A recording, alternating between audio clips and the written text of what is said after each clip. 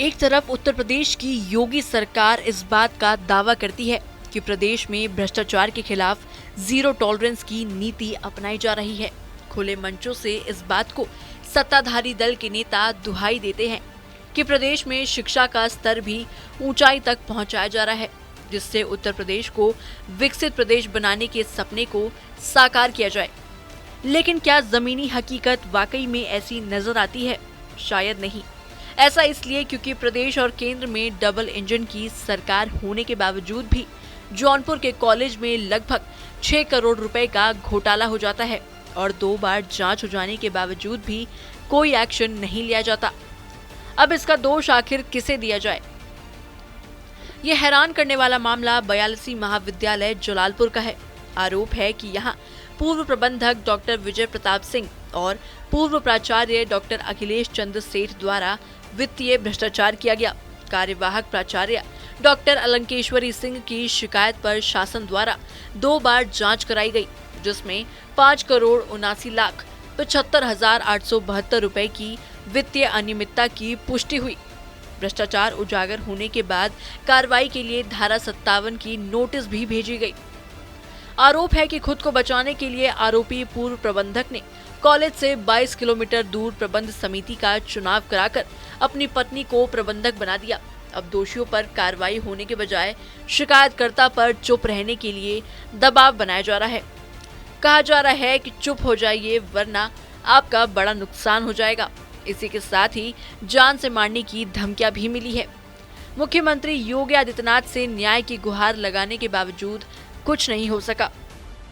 ये है secret recipe MDH का जीरा सिप जलजीरा मसाला।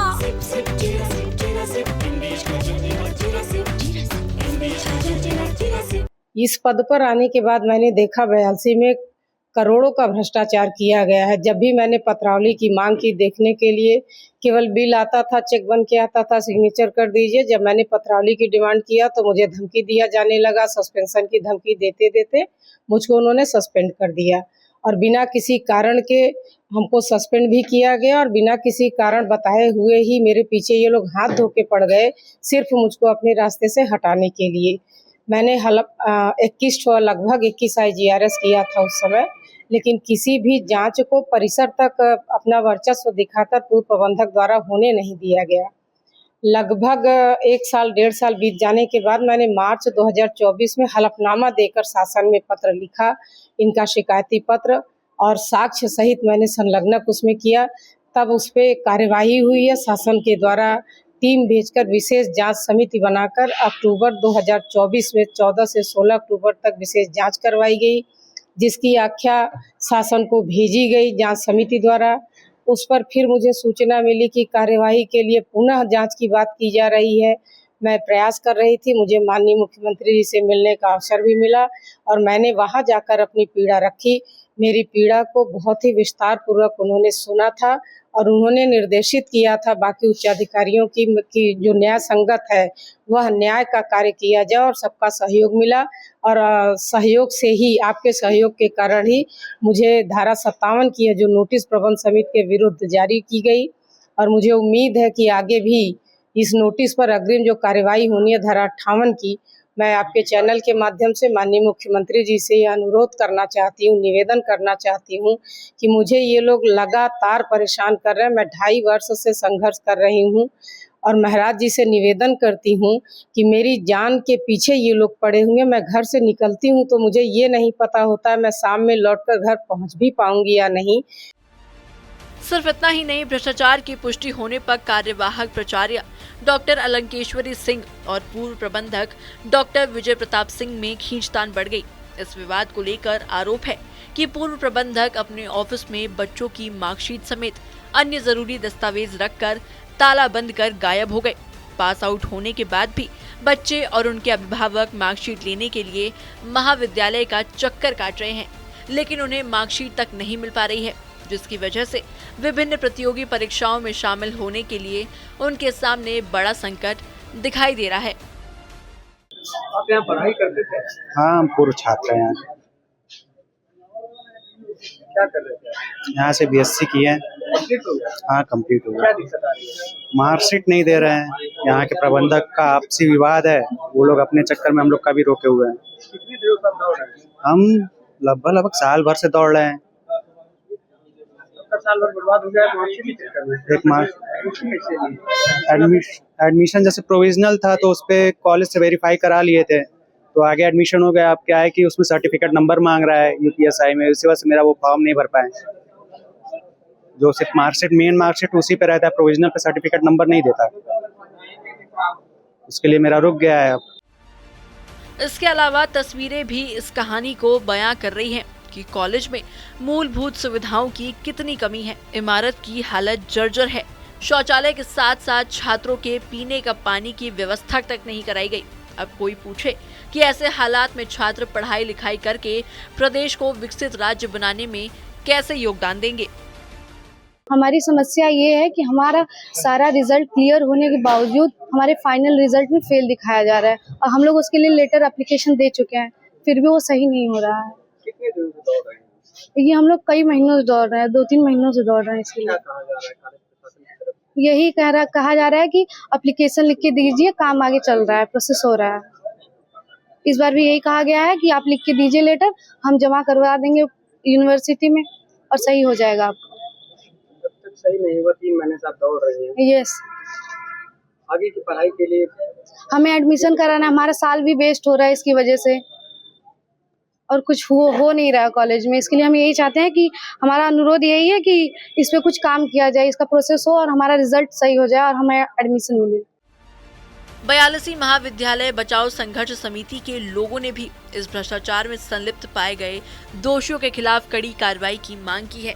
समिति के संयोजक आमोद सिंह का आरोप है कि जांच रिपोर्ट के बाद दोषियों पर कार्रवाई की जगह अब कथित तौर पर उच्च शिक्षा मंत्री योगेंद्र उपाध्याय द्वारा चुप रहने और प्रबंधक से सुलह करने के लिए दबाव बनाया जा रहा है। अभी तक कोई कार्रवाई नहीं हुई। मंत्री जी से 2 बार संपर्क किया। मैं बड़े लोगों का नाम नहीं लेना चाहता आपके चैनल पे, जिन बड़े लोगों से इस राज्य सरकार योगी आदित्यनाथ जी की सरकार के ईमानदार 2 मंत्रियों से मैंने फोन कराया मंत्री जी को, उन्होंने कहा सुलह करा दीजिए। इस जीरो टॉलरेंस की सरकार में क्या हो रहा है यह योगी आदित्यनाथ जी स्वयं देखें, और मंत्री जी से विनम्र निवेदन है कि हमारे महाविद्यालय का जो लूटा गया 6 करोड़ रुपया है उसको वापस दिलाने की कृपा करें, और इस मामले में सुलह की उम्मीद न करें। हम लोग भ्रष्टाचार के मामले में सुलह कतई नहीं करेंगे, और उनके द्वारा दबाव बनाया जा रहा है जो तरह तरह से कि सुलह कर लीजिए। ऐसा सुनने में आया है कि वो यूं ही वायस नहीं है, भारी पैसे का लेन देन हुआ है, और यह बात मैं आपके माध्यम से माननीय मंत्री जी तक, माननीय मुख्यमंत्री तक और शासन तक पहुंचे कि यहाँ के लोग आंदोलित हैं और एक बड़ा आंदोलन खड़ा हो जाएगा। योगी सरकार में भ्रष्टाचार को लेकर जीरो टॉलरेंस के दावे किए जाते हैं, लेकिन जौनपुर में करीब 6 करोड़ के भ्रष्टाचार का मामला सामने आने के बाद कार्रवाई न होने पर जफराबाद के बीजेपी के पूर्व विधायक डॉक्टर हरेंद्र सिंह ने अपनी ही सरकार की कार्यशैली पर सवाल खड़े कर दिए। एक भी पिछले 10 वर्षों में, चूंकि वो मेरे कॉन्स्टिट्यूंसी के अंतर्गत आता है, मेरा लगातार आना जाना रहता है, पार्टी के तमाम कार्यक्रम उस परिसर में हुए हैं, एक ईंटा नहीं रखा गया, एक ईंट भी नहीं रखी गई है। परिसर में बड़े बड़े बहुत पुराने पेड़ हुआ करते थे जिसे छाया मिलती थी, उसको भी काट के उसने बेच लिया। और मैं तो हतप्रभ हूँ, आश्चर्यचकित हूँ कि इतने लंबे समय बाद 1 साल हो गए जांच हुए, धारा 57 के विश्वविद्यालय अधिनियम धारा 57 के तहत उसको नोटिस भी सर्व हो गई, और अभी तक कोई कार्रवाई नहीं हुई। इतने बड़े भ्रष्टाचारी प्रबंधक है, ये आश्चर्यचकित करने वाला मामला है। आपकी सरकार है, योगी आदित्यनाथ की सरकार में जीरो टॉलरेंस की बात होती है, और इतने बड़े भ्रष्टाचार के बाद कार्रवाई क्यों नहीं हो रही, क्या मानते हैं इसको? अब ये विषय समझ से, मैं बार बार कह रहा हूँ, समझ से परे है कि जितने त्वरित कार्रवाई, इसको नोटिस सर्व होने का, धारा 57 में नोटिस सर्व हुई और लंबा समय हो गया। ये उम्मीद की जा रही थी कि उसने किया क्या, इस बीच में उसको अवसर मिला, स्वयं हटके अब अपनी धर्मपत्नी को, विजय प्रताप सिंह ने अपनी धर्मपत्नी को प्रबंधक बना लिया है। इसके बाद अब पूरा परिवार, न उनका उस संस्था से कोई लेना देना है, संस्था से काफी दूर, उनका कभी कोई जुड़ाव नहीं रहा, कोई लगाव नहीं रहा। समाजवादी पार्टी की सरकार में उन्होंने चिटफंड में फ्रॉड करके अपना एक प्रबंधक बन गए, और लगातार कहीं न कहीं हमको लगता है इस सरकार में भी बैठे लोगों को प्रभावित कर रहा है और कोई कार्रवाई नहीं हो रही।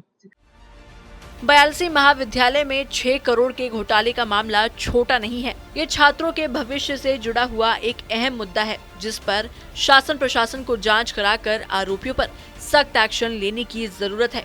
मगर सवाल अभी भी यही है कि आखिर 2 बार जांच के बावजूद भी अब तक कोई एक्शन क्यों नहीं लिया गया। दादी के हाथों का जादू और खुशबू से महकता घर, माँ की मुस्कुराहट और खाने की सुगंध। MDH गरम मसाला, क्योंकि हर रिश्ता है स्वाद से जुड़ा।